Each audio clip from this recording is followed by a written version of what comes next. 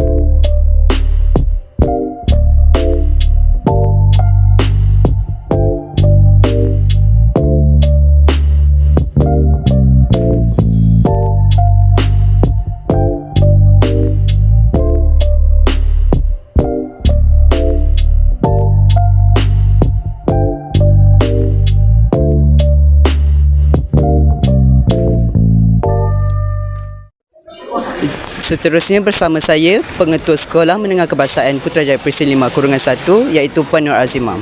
Jadi Puan, bagaimana PIBG sekolah membantu sekolah dalam tahun-tahun sebelum ini? Okey, sebenarnya PIBG sebelum ni memang banyak membantu pihak sekolah. Apabila pihak sekolah melaksanakan pelbagai aktiviti dan program, pihak sekolah telah menjemput PIBG untuk turut sama dalam penglibatan dan menghadiri majlis-majlis ataupun program-program di peringkat sekolah. Mereka memang sentiasa memberikan sokongan sama ada di antara jawatan kuasa PIBG maupun ibu bapa itu sendiri. Itu saja.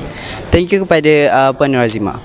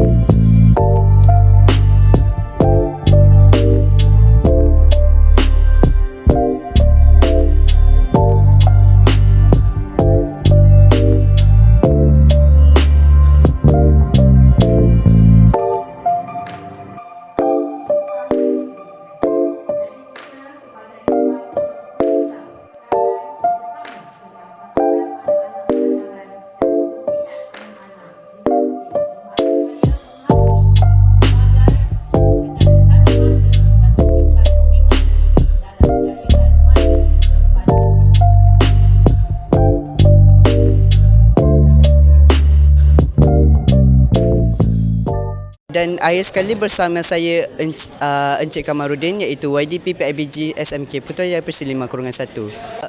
Encik Kamarudin, apakah matlamat ataupun objektif dalam mesyuarat kali ini? Okey, terima kasih. Saya YDP PIBG SMK Pesin 5-1 untuk sesi ini ingin mengucapkan terima kasih kepada semua ibu bapa yang hadir pada hari ini. Jumlah yang hadir tu tinggilah.